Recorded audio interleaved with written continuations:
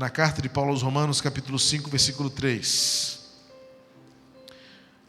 Romanos 5,3, o apóstolo Paulo vai neste versículo, pelo menos esse é suficiente para nós hoje. E eu quero extrair aqui alguns ensinamentos práticos sobre a nossa vida. Diz assim o apóstolo Paulo: e não somente isto, mas também nos gloriamos nas tribulações, sabendo que a tribulação produz perseverança. Conta-se que certa vez um ferreiro, na era medieval, depois de viver toda uma vida dissoluta, entregando seus próprios prazeres, vivendo seus próprios instintos, uma vida desregrada, cheia de excessos, limites ultrapassados.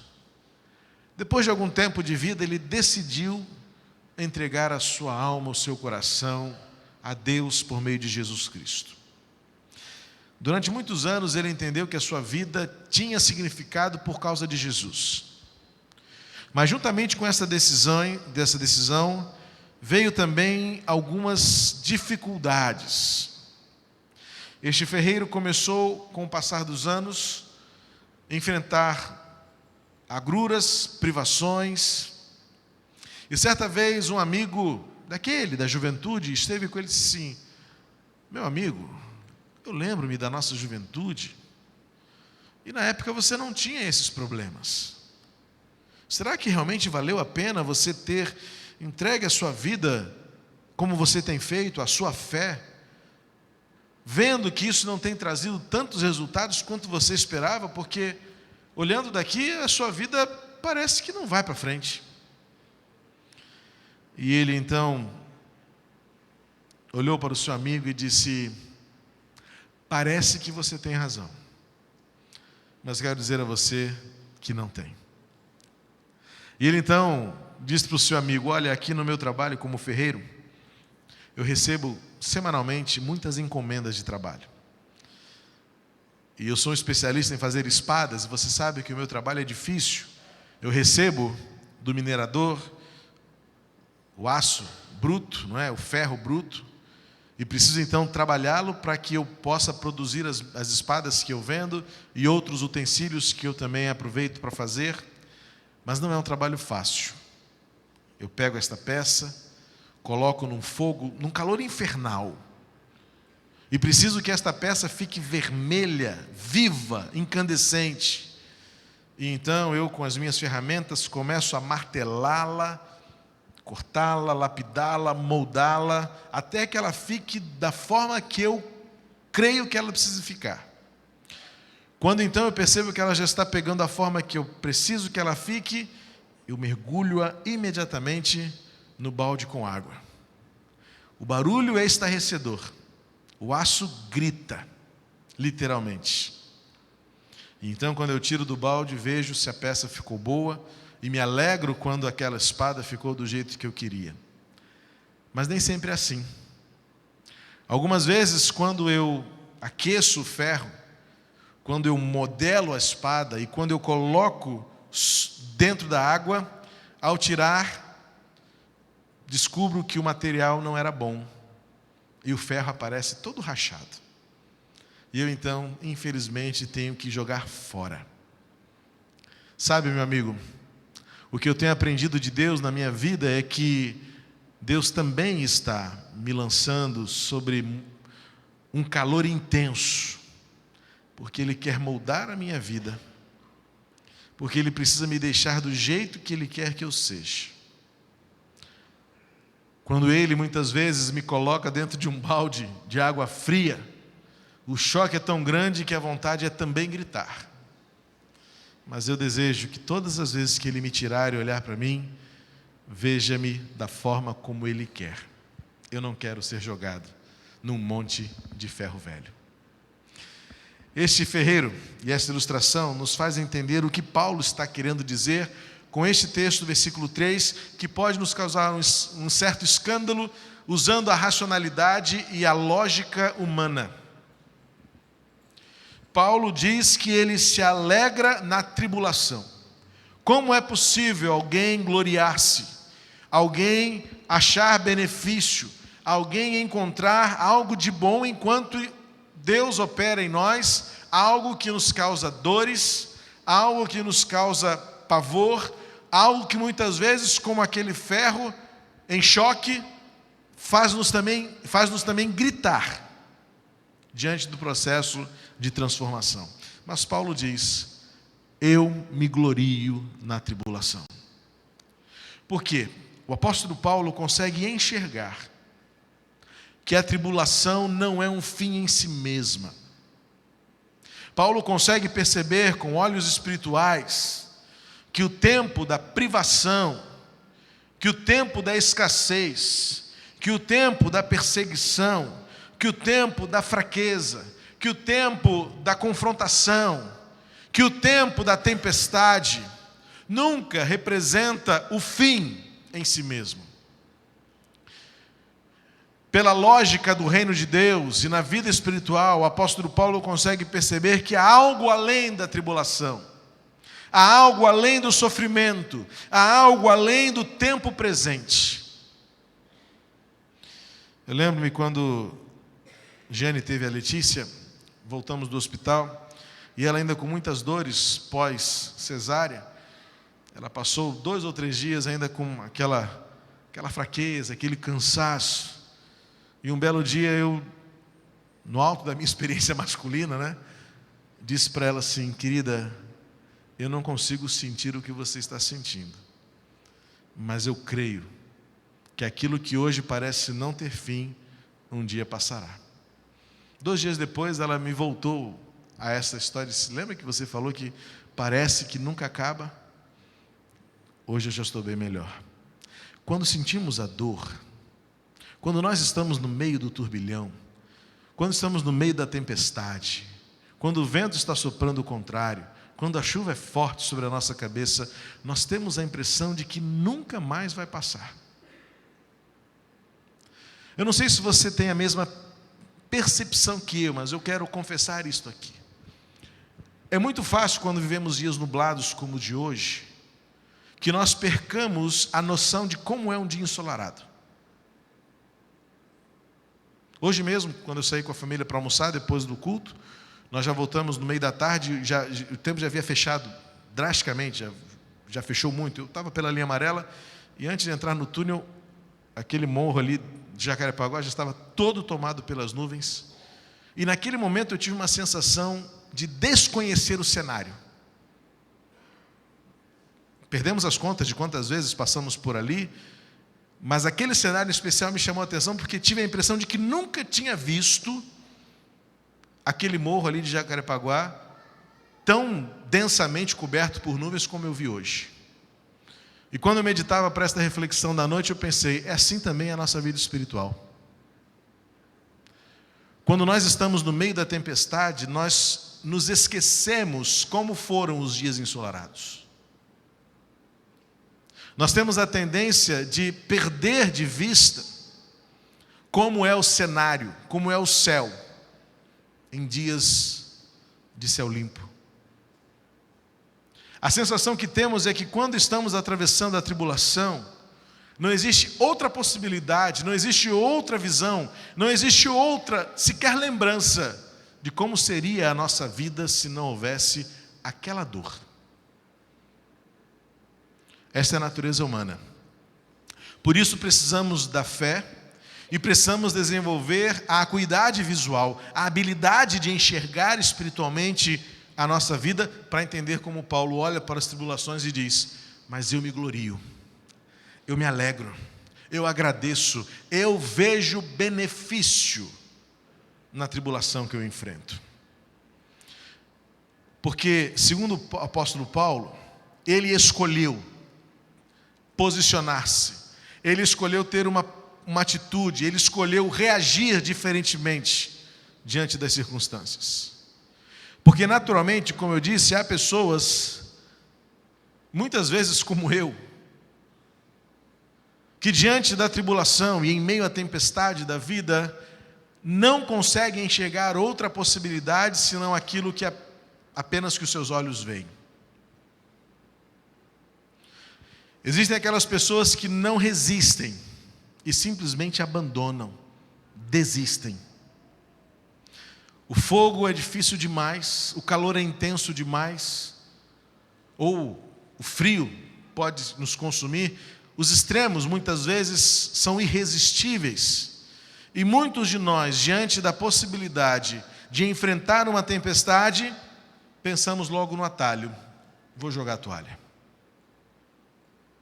Porque os nossos olhos não conseguem contemplar, ou a nossa memória não consegue resgatar os tempos da tranquilidade. Há também aqueles que escolhem viver sobre queixas. O seu caminho, o seu tapete são reclamações. Porque Deus se esqueceu de mim, porque eu estou pagando por isso, eu não merecia isso, eu sou um infeliz, eu sou um desgraçado, ou Deus não é bom, Deus se esqueceu de mim. Sempre haverá, sempre estaremos em busca de alguma resposta que de alguma maneira justifique, atenue a culpa por aquilo que nós estamos vivendo. As queixas, as reclamações, são as atitudes que algumas pessoas escolhem para enfrentar a dor, e isso torna-as amargas. Muitas vezes, e muitas pessoas, tornaram-se amargas na sua vivência porque só aprenderam a reclamar enquanto estiveram atravessando a tempestade. Você conhece alguém que, se está muito calor, reclama de muito calor, se está chovendo, reclama se está chovendo, se está frio, reclama que está frio? Conhece alguém aí dentro de você? Nós somos muito assim. Às vezes até porque não tem assunto no elevador, né? Aí sendo no elevador, você diz: ai, está calor hoje, né? No dia seguinte entra com a pessoa: ai, está um frio hoje, né? A nossa natureza tendencia-nos a uma atitude lamuriante, reclamona, mal-humorada, carrancuda. Isso de alguma forma é uma reação que nós temos de autodefesa. Como eu já disse, para atenuar um pouco, suavizar a culpa que nós carregamos e que nós muitas vezes, da qual somos muitas vezes vítimas, por tentar encontrar desculpas ou justificativas para o mal que sofremos. Quantos de nós já não pensamos em meio ao sofrimento: mas eu fiz isso e eu estou pagando, eu mereço? Muitos acham que a reclamação é uma defesa diante do sofrimento. Paulo acha diferente. Alguns outros também acham que recebem isso como o juízo de Deus, o castigo dos céus. E isso então diminui a nossa experiência com Deus, porque nós então invertemos os papéis e começamos a lidar com Deus como se Ele fosse a criatura. Então nós, já que vem de Deus, eu rejeito a Deus. Ou então eu tento encaixar Deus numa visão, numa cosmovisão, ou até numa teologia que me ajude a compreender de forma mais racional aquilo que é inexplicável. Será que Deus está me castigando? Será que eu fiz por merecer isso?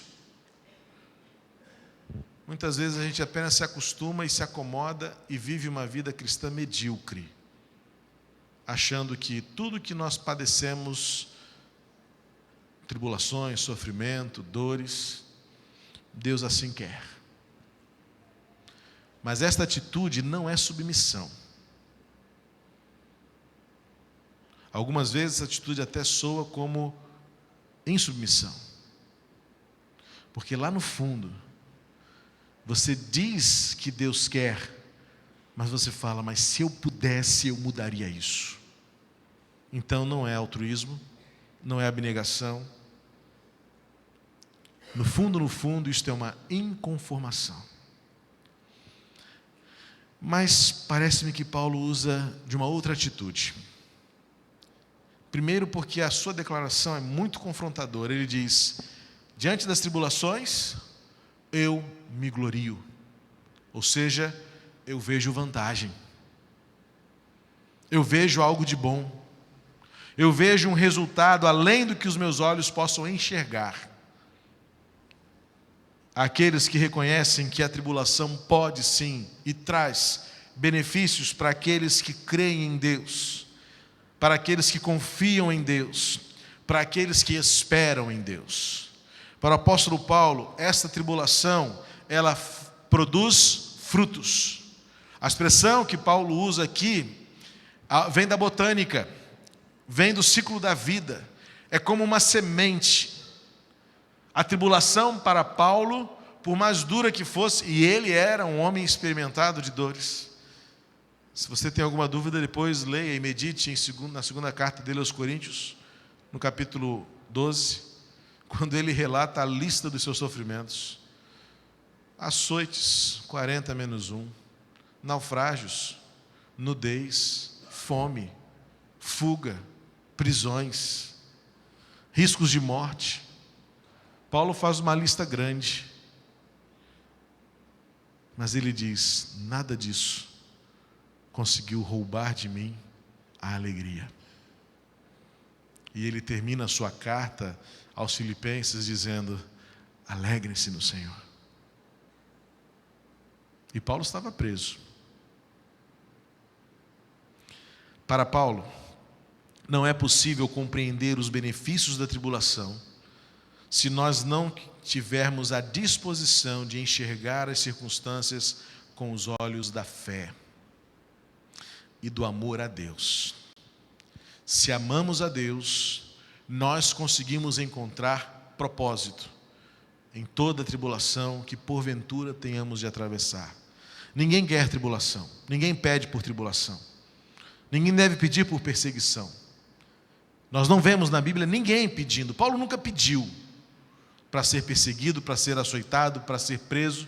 Quando ele pôde, ele até fugiu. Vai ler o livro de Atos, você vai ver. Ele até contou com a ajuda dos seus irmãos para fugir dos perigos. Paulo não era masoquista. Mas ele sabia que, como ser humano, todas essas dores, de alguma forma, poderiam fazer parte da sua existência. E é isso que falta-nos, a consciência de que somos pó, de que somos carne e osso, e de que por causa disso, não por merecimento, não por castigo, não por sermos piores ou melhores, mas todos nós, em algum momento, passamos ou passaremos por alguma tribulação. Tanto é que a Bíblia diz que não há nenhum justo. Eu já destaquei, acho que foi domingo passado que eu citei o texto de Salmos 34, que para mim é profundo demais quando o salmista diz: muitas são as aflições do justo. Porque nós, quando temos algum problema, alguma aflição, a gente logo pensa na nossa culpabilidade, no nosso pecado. E a gente logo fala assim: Deus está me castigando. Mas o que Deus tinha para castigar um justo? E como é que o salmista então vai dizer que o justo também tem aflições? Portanto, o sofrimento não é uma questão de pecaminosidade. O sofrimento é uma questão de humanidade. Sim, aí você vai dizer: mas o homem é pecador. Somos pecadores. Mas somos pecadores na essência, na natureza. Nós temos a tendência a fazer o que é mal, inclusive achar que o nosso sofrimento é culpa do pecado que nós cometemos. E aí nós entramos num ciclo vicioso sem fim, ao invés de desfrutar da graça de Deus. Porque quando você entra neste raciocínio, a gente precisa encontrar respostas que justifiquem de forma coerente. E como explicar o sofrimento que os cristãos estão passando no Egito? Como explicar os sofrimentos, a morte dos senegaleses universitários? Como justificar os médicos sem fronteiras? Não tem resposta. Então é melhor a gente expurgar do nosso raciocínio, da nossa teologia, dizer que aquilo que nós sofremos é para pagar alguma coisa. Porque alguém já pagou. Cristo pagou. É por isso então que Paulo consegue ir além. E Paulo não fica encontrando justificativas. Paulo vai adiante e encontra propósitos. Diante do sofrimento, no meio da tempestade, faz muito mal ficar tentando entender a vida pelo retrovisor. Paulo não quer explicações do porquê está sofrendo. Paulo olha para a tribulação e ele fala: ok, então o que vai ser disso daqui para frente? E Paulo então cita os resultados da tribulação. Ele diz: primeiro, porque ela produz perseverança. Não é a tribulação que irá me fazer desistir. Não é o sofrimento que me fará olhar para trás. Não é o sofrimento que me fará pensar que eu estava melhor sem Deus. É como o ferreiro, que conseguia ver na sua profissão uma ilustração clara de que, ainda que fosse doloroso o processo, nada melhor do que ser aquilo tudo que Deus queria que ele fosse. Nada melhor do que, como ouro, refletir a face do ourives. Então Paulo não olha para o seu sofrimento tentando encontrar justificativas. Ele olha para diante e diz: uma coisa eu sei, não é isso que vai me fazer desistir. O que nos falta, irmãos, é olhar para a tribulação, olhar para o sofrimento, olhar para a dor que enfrentamos e dizer com toda a firmeza: não é isso que me vai fazer desistir do amor de Deus. É atitude, é coragem, é fé. A gente desperdiça a fé quando reduz a fé apenas a achar que ela é um pensamento positivo. Se eu tiver fé, eu vou pular daqui e vou sair voando. Isso é desperdício de energia espiritual. Mas a fé é pensar: ainda que me falte chão, Deus me manterá de pé. A fé é a confiança de que nada me separará do amor de Deus. A fé ativa é a atitude de Paulo de dizer: a tribulação não me fará desistir. E é por isso então que lá no versículo 4 ele diz: e quando eu não desisto, eu sou aprovado. E a perseverança, a aprovação. E a aprovação, a esperança. O apóstolo Paulo sabe que no final de tudo, aquele que ama a Deus e aquele que crê nos seus propósitos para o sofrimento, vencerá. A esperança vencerá. Uma das afirmações mais lindas que eu encontro na Bíblia é o versículo 5. Dentre tantas, eu não gosto de escalonar, de fazer lista, mas esse versículo mexe comigo. Quando o apóstolo Paulo diz: a esperança não decepciona. Porque nós nos decepcionamos. Decepcionamos-nos com a igreja, decepcionamos-nos com o pastor, decepcionamos-nos com o marido, decepcionamos-nos com os filhos, decepcionamos-nos com o governo. Isso não está tão difícil, mas decepcionamos com as circunstâncias, decepcionamos com as instituições. Sim, decepcionamos-nos com tudo, com todos. Mas Paulo diz: nada me fará frustrar a minha fé, porque a esperança é o que me move. Portanto, meus irmãos, quando enfrentamos a dor, nós precisamos olhar com os olhos da alma para compreender que, não havendo explicações, sempre haverá propósito. E o propósito de Deus é nos preparar, nos aperfeiçoar, para que, como espadas, sejamos tudo aquilo que Ele quer que sejamos. Deus não nos chamou para sermos um monte de ferro velho, rachados, enferrujados e inúteis. Mas o apóstolo Paulo diz: eu consigo olhar para as tribulações e ver que Deus tem um propósito em tudo, de tal maneira que cada sofrimento há de produzir em mim uma vontade ainda maior de ir até o fim. E querer ir até o fim é o que me aprovará. E aprovado, a esperança vencerá. Diante da tribulação, o que nos faz olhar além é a esperança de que Deus tem um propósito em todas as coisas, e que aconteça o que acontecer, a dor nos aperfeiçoa, o sofrimento nos lapida, e a tribulação produz em nós a glória de Deus. Você pode continuar reclamando, você pode talvez até desistir de prosseguir, você pode também, cremos nesta liberdade que o homem tem, de viver a vida reclamando e até mesmo culpando Deus, vendo tudo isso como um grande castigo. Mas você pode se libertar de toda esta culpa, de toda esta teologia fraca, e apegar-se à verdade que está nas Escrituras, que diz: Deus ama você, e o seu sofrimento não o afasta de você.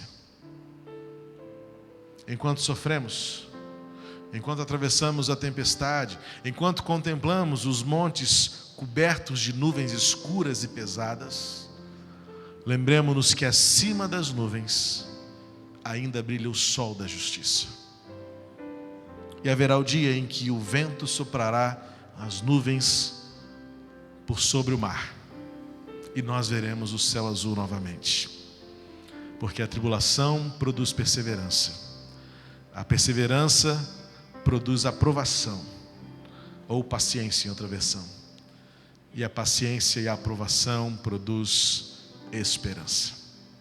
Viva em esperança, é o que faz a sua vida valer a pena, porque acima das nuvens escuras há um céu azul, e nós ainda voltaremos a vê-lo, para a glória de Deus. Vamos ficar de pé e vamos louvar ao Senhor, e vamos praticar esta verdade enquanto cantamos esta canção que diz que nós descansamos no Senhor. Pode o mar se erguer, pode o vento soprar, pode o céu se fechar, mas o Senhor é dono de todas as coisas, e Ele nos conduzirá seguros, e Ele nos levará até o fim, para que a glória do Senhor seja vista em nós. Ainda que haja tribulações, o olhar para o futuro é o que nos fará vencer, para a glória de Deus.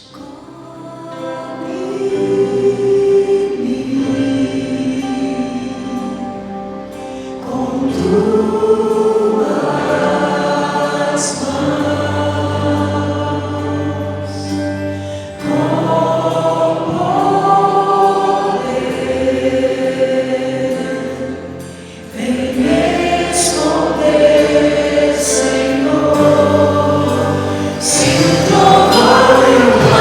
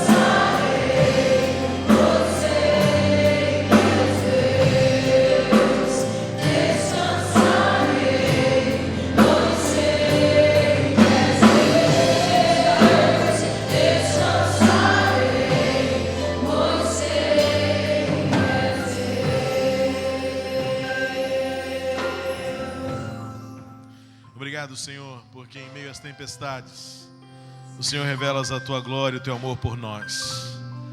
E nós não precisamos desistir, mas na medida em que perseveramos e insistimos em prosseguir, experimentamos a aprovação.